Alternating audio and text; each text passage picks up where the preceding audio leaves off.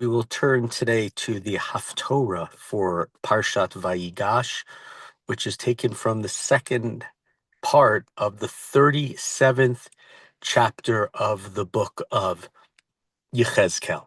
Now, the 37th chapter of the book of Yechezkel, probably the first half is the more famous, more well-known part, because that is the prophecy of the dry bones that come back to life. And the second half is symbolic of that as well, um, which is our Haftorah, which is another prophecy. Let me take a couple steps back here. Yechezkel. Yechezkel is somebody who is living in the diaspora. He was exiled from Yerushalayim or from Yehuda prior to the destruction of the first Beit HaMikdash, offers many prophecies to the Jews in Bavel. First, the word Tel Aviv is one of the places used there. And he offers prophecies, and it's really about chazak, giving strength to God. The Jews in Bavel, before the destruction, he warns them that the destruction is going to happen. After the destruction, it's very, very much about bringing strength to the people, bringing strength to God, right? The people are in exile. The temple is destroyed. God is in exile. And so that is an aspect, sort of the backdrop to Yechezkel's prophecies. Many of his prophecies are before the destruction of the Beit HaMikdash, like I said, to the local population, and others are following the destruction of the Beit HaMikdash, such as, in this chapter, the 37th chapter, we don't have the exact dating of it, so we do not know, but we think about, right, it's talking about dry bones that are coming back to life. The first half of this chapter, which it's two separate prophecies, and here, when he is told as follows, he's told to take a stick, kak lecha eitz, so this is again from the 37th chapter of the book of Yechezkel. Take one stick or one and write on it Lihuda ulivnei Yisrael chaverav, and write on it of Yehuda and the Israelites associated with him, and then take another stick or another staff and write on it of. Sorry about that. I didn't see that Ben was in the waiting room. I don't like to take it off because I've had bad things happen when we don't have a waiting room sometimes. So, and then on the other staff, take on it and write on it to Joseph and the stick of Ephraim and all the house of Israel associated with it. And this is the reason why the Haftorah is for Parshat Vayigash.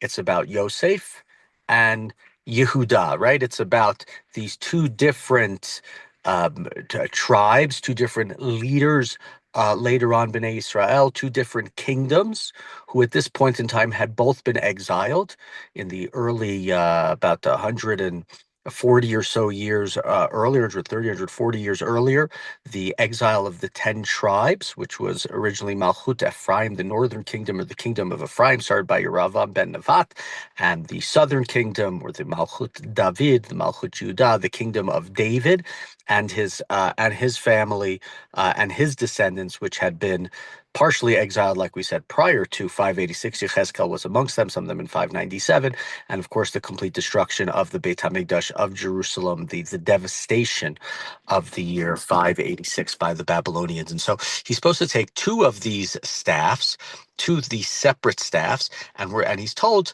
V'karavotam echad el echad, and bring them close to each other so they become one stick joined together in your hand. And when people ask you, what are you doing? You should say to them, this is what God says. I'm going to take the stick of Yehuda, which is in the hand of Ephraim, right, which represents the tribes of Israel. And I will place the stick take the stick of Yosef, which is the hand of Ephraim, and I will place the stick of Yehuda upon it and make them into one stick. And so this is what you're supposed to do. These two people who have been exiled are going to come together, and the prophecy continues with him saying just that, right? I'm going to go and I'm going to take lokech et bnei Yisrael mibein hagoyim. I'm going to bring the Jewish people back. V'kibatzti otam misaviv, and I'm going to gather them in from afar. V'aviti otam al admatam, v'asita otam legoy echad, and I'm going to make them into one people. and there's going to be one king for all of them. They're not going to be separate kingdoms. They're not going to be separate nations. They're not going to defile themselves with horrors, right? They're going to have one shepherd, my servant David, and they're going to follow my commandments, and I am going to watch them. And he describes David again as Avdi Nasi lahem lolam, will be a prince for them for all time, and there will be shalom beinei them, and my mikdash will be amongst them. And so the Haftorah is chosen, specifically due to the fact that it is once again a reunion, a reuniting of the different parts of different tribes of Bnei Yisrael. And that's why it's chosen Yehuda and Yosef specifically, right? Yehuda, the beginning of Parsha Vayigash, approaches, not knowing it's Yosef. Yosef later on in the Parsha, when Yaakov wants the family to be prepared to get down, he sends Yehuda in front of him. Yehuda is supposed to prepare the territory, and that's sort of this idea. Yehuda goes down, and Yehuda and Yosef together, when they work together, will make Goshen a place for the Israelites. Will make Goshen a place for I shouldn't say the Israelites, I should say the Ivrim, for the Hebrews, for these migrants. And so the drama is, in our parsha, single family torn apart and stitched back together.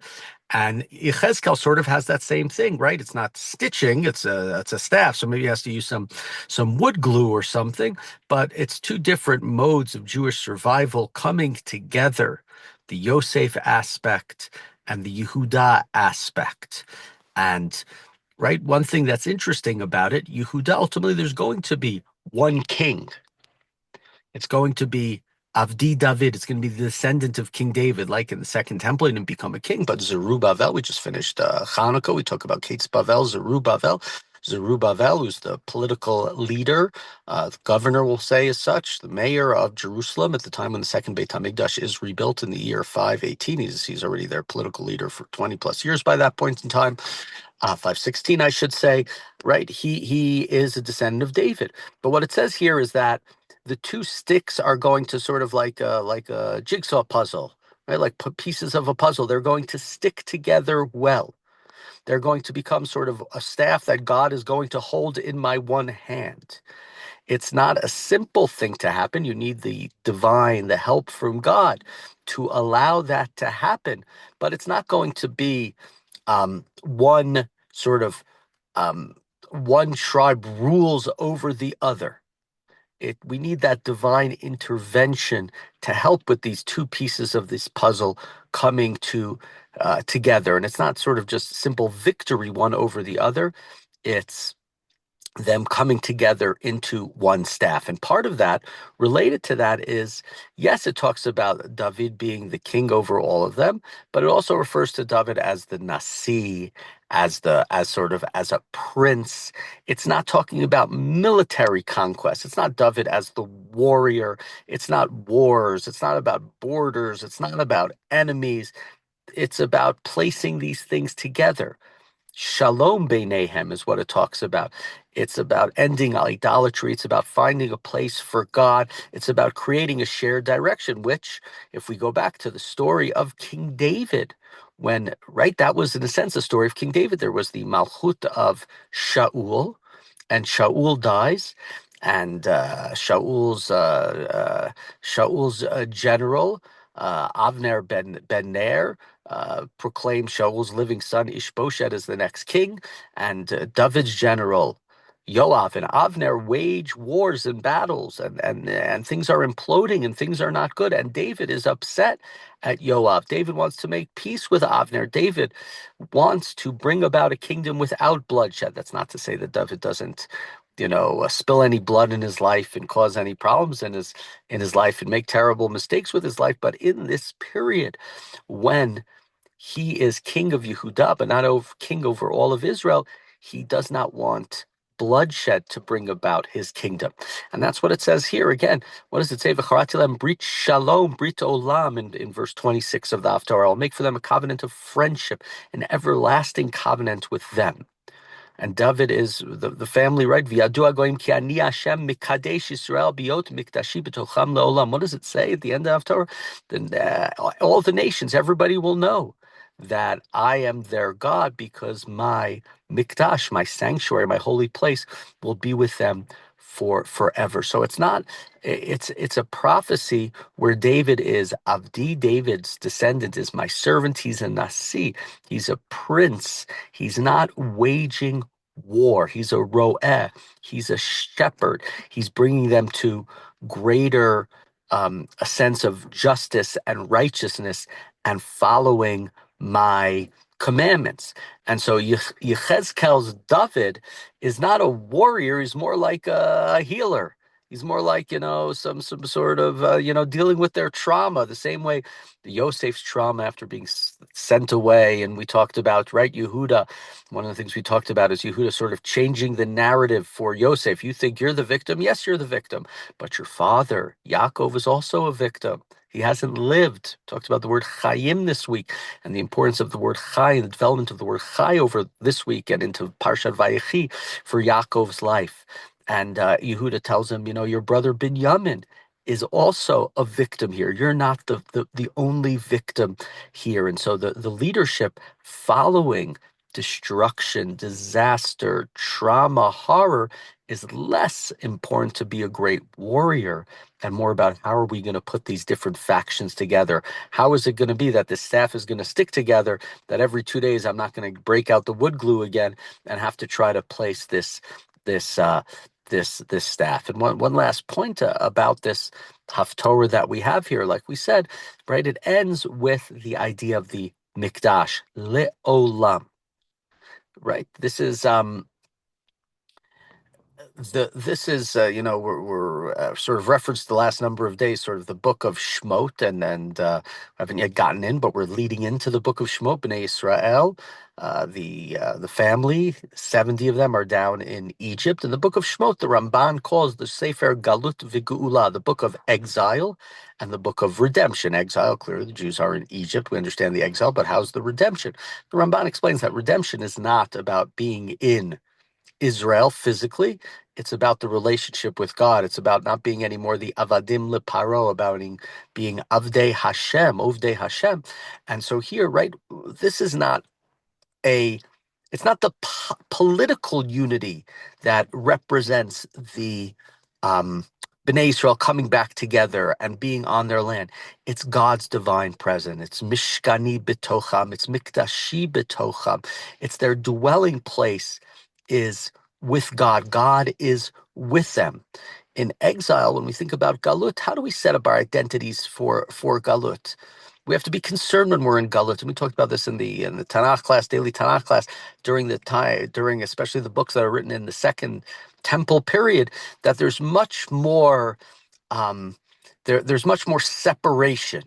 No, you local Samaritans, you can't help us build the Mikdash. We're the ones who have to build the Mikdash. It's the people who understand to remain alive as Jews, we have to separate from the Gentiles because we know what it's like to be a minority amongst a majority population, how easily it is to lose our identity as when we try to just be part of the majority population.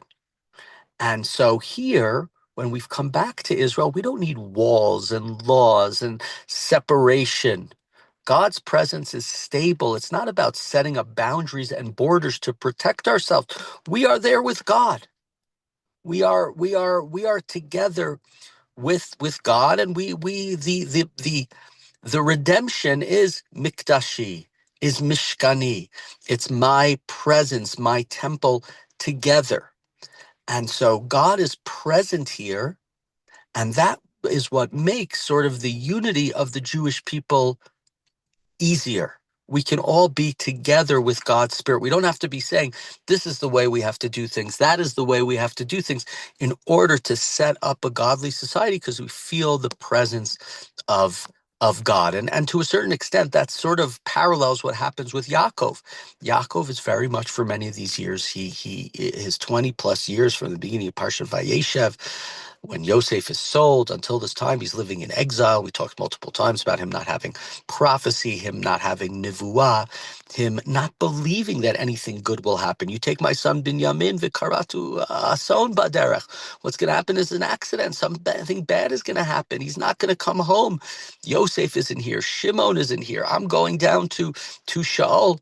Now, all of a sudden, when Yaakov is able to hear Od Yosef Chai, and Ruach Yaakov Aviv, Vatechi Ruach Yaakov Aviv, right? Their father Yaakov's spirit starts to be alive.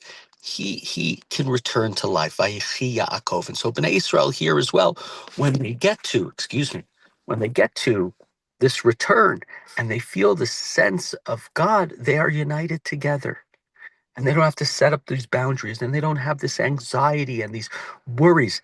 It's just they've reached sort of the state of nirvana. They've reached the state of joy and of happiness, of closeness with God, without all of the anxiety and all of the worries, and they can just live in the present. And that's this beautiful prophecy and this beautiful hope that we really wait for each and every day, for those two different pieces, those two different staffs. Let them be together. Let us not have these worries. Let us not have this anxiety. It's not about wars. It's not about division. It's about the mikdash and the mishkan of God, understanding we're living in the presence of the divine, and therefore being able to just live fully and not be living in a state of despair and a state of worry. And that's the prophecy in this Haftorah and the dream that the Jewish people continue to dream till this day.